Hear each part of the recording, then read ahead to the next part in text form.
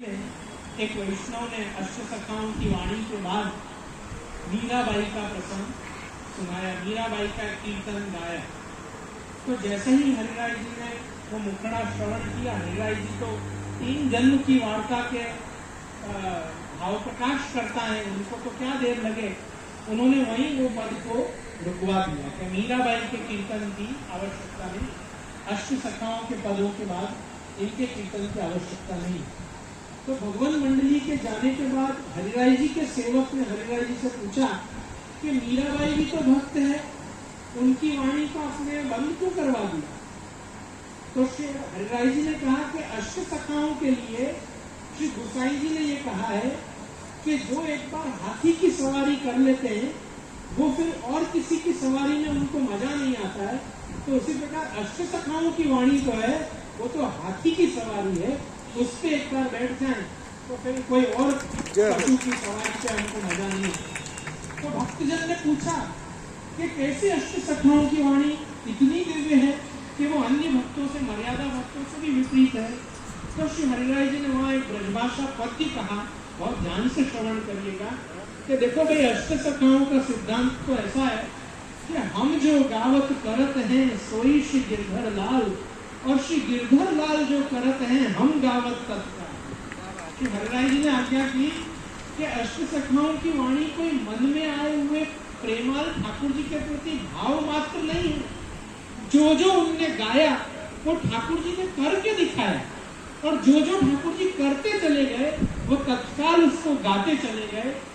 इसका प्रमाण हमको कुंभन दास जी, चतुर्बुद्ध दास जी के संवाद में मिलता है कि जब कुंभन दास जी ने रात्रि को श्रीनाथ जी के मंदिर में दीपक प्रकटते हुए देखा तो उन्होंने पद का आरंभ किया, वे देखो भरत दरोगन, कीर्तन का आरंभ किया और वो चुप हो गए, एक कड़ी का के वो चुप हो गए। क्यों? क्योंकि उनको अभी तक इस बात की खातरी नहीं थी कि क्या चतुर्बुद्ध दास जी को भी उतनी ही अंतरंग लीलाओं का दान श्रीनाथ जी ने किया है कि नहीं। तो पूरा आगे का भाव और आगे का पद चतुर्बुद्ध दास जी ने गा के सुनाया, तब कुंभन दास जी ने वो पद को पूर्ण किया उनके आगे, अपने बेटा के आगे भी श्रीनाथ जी की अंतरंग लीला नहीं करी। तो ये इस चीज का प्रमाण है कि मन गणन दिया, कवित्व बस मात्र अपना नहीं दिखाया, अष्टसखाओं ने भगवत लीला को गाया है, जो जो श्रीनाथ जी ने करके दिखाया। इसके लिए एक बहुत छोटा सा प्रसंग आपसे बांट के और मैं आगे अपने क्रम के हिसाब से अपन चलेंगे। श्रीनाथ जी की प्राकट्य वार्ता में बहुत सुंदर प्रसंग आता है कि श्रीनाथ जी के प्राकट्य के बाद गोपी वल्लभ भोग आरोग ने श्रीनाथ जी नरों के घर पधारने लगे, और नरों ब्रजवासन के यहाँ पे रोज गोपी वल्लभ आरोगते थे, पधारते। एक दिन श्रीनाथ जी ने देखा कि नरों का मन थोड़ा खिन्न है, वो थोड़ी नाराज जैसी है, उसका मुंह रुष्ट हो गया है। तो उन्होंने उससे पूछा कि नरो, मेरी प्यारी सखी, तेरा मन आज इतना खिन्न क्यों है? तो उन्होंने कहा, तुमको मेरे मन, मेरे मुंह से क्या लेना देना तुमको, तुम जाओ ना जिसके संग तुम्हारा दिल लगाया हुआ है, तुमने मन लगाया है, उसके साथ करो। यहाँ आए हो तो गोपी वल्लभ खिला दूंगी। अरे मैंने किसके संग मन लगाया है? तेरे संग तो लगाया है। नहीं नहीं नहीं, कल कुमुदवन में किसके साथ छा खाओगी थी तुमने? अरे बाप रे, श्रीनाथ जी के यहाँ तो गड़बड़ है, इसको एड्रेस भी मालूम है, इसको कहा। बोले कौन, क्या? बोले बनो मत, पाथो गुजरी के साथ छा करोगा आपने कल दोपहर को। मैंने कहा हाँ पाथो गुजरी। कौन पाथो गुजरी? बोले मेरे काका की लड़की, मेरे काका की लड़की को तुमने फ्रेंड बनाया, उसके संग आजकल डेटिंग सेटिंग चालू है। तो भैया इसको तो नाम भी मालूम है, संबंध भी मालूम है, एड्रेस भी मालूम है, कहाँ छा करोगा? तो तुमको ये सब कैसे पता है? तो बोले मैं राजभोग में दर्शन करने आती हूँ ना, तो कुंभन दास जी की वाणी से पता चल जाता है। हाय हाय क्या कुंभन दास जी, चतुर्बुद्ध दास जी, सब आपकी हरकतें बताते हैं, हमको कोई बता। पर अब मुझे ये बताओ कि मेरे मन, आपके मन में मेरे प्रति क्या भाव है, वो मैं जानना चाहती हूँ। आप 10 जगह, आप तो सबके, आप तो बहुनायक, धौंधी के प्रभु तुम बहुनायक, आप तो बहुनायक, पर मेरे प्रति आपके क्या भाव है वो बताओ। तो श्रीनाथ जी ने कही, ये तो तू पाथो गुजरी के पास जाके ही पता चलेगी कि तेरे बारे में कुंभन दास जी ने क्या गाया है। तो इसलिए अपन को वैष्णव को एक दूसरे से, चाहे वो सुहावे कि नहीं सुहावे, जय श्री कृष्ण और प्रेमाल संबंध बनाए रखना, क्योंकि अपने रहस्य उसके पास पता चलेंगे जैसे उसके रहस्य श्रीनाथ जी अष्टसखा अपने पास थे।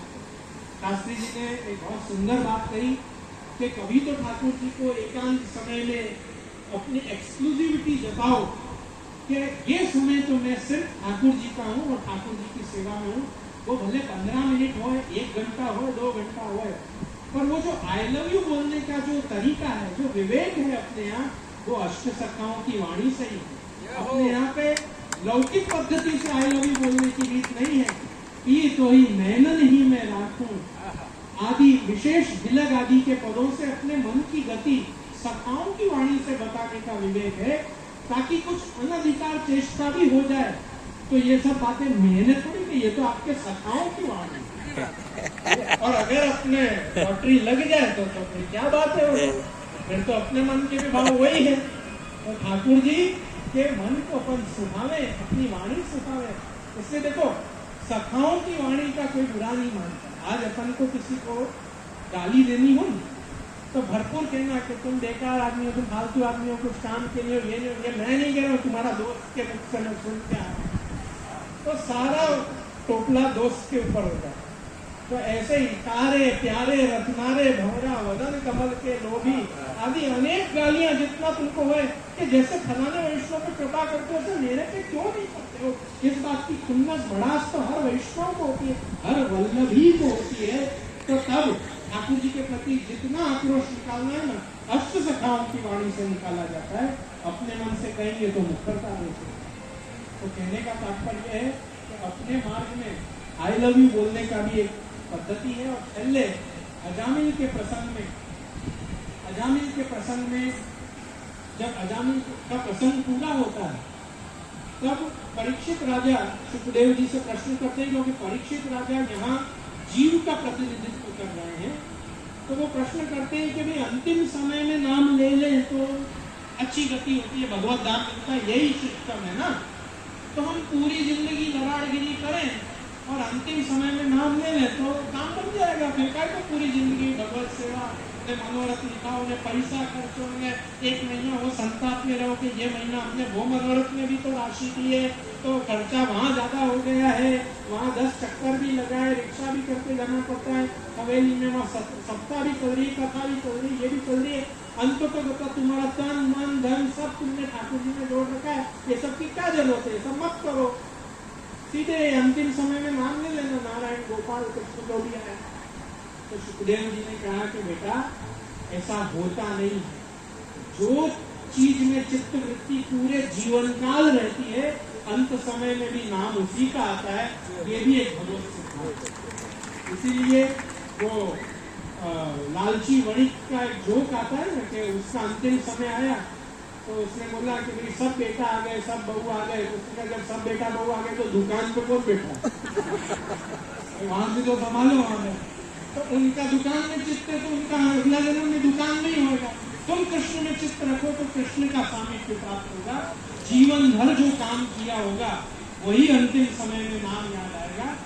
अगर जीवन भर सेवा मनोरथ भगवत कथा श्रवण सत्संग किया होगा तो अंतिम समय में या तो सत्संग याद आएगा, या मनोरथ याद आएगा, या वल्लभपुर याद आएगा, या शास्त्री की बात याद आएगी, या भगवदियों का संग याद आएगा, कुछ तो याद आएगा। इसलिए जीवन भर करने का यही विषय है, 7 दिन नहीं, ये जीवन भर का विषय है।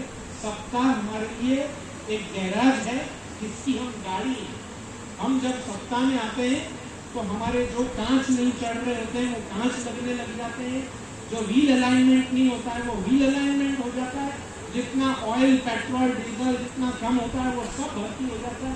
ये 7 दिन तो हमारी सर्विसिंग हो रही है, ये 7 दिन हमारे लिए सर्विसिंग।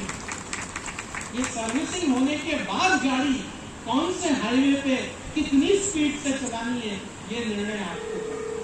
और ये निर्णय के साथ ही मैं आज के वक्तव्य को यहाँ पे विराम दूंगा।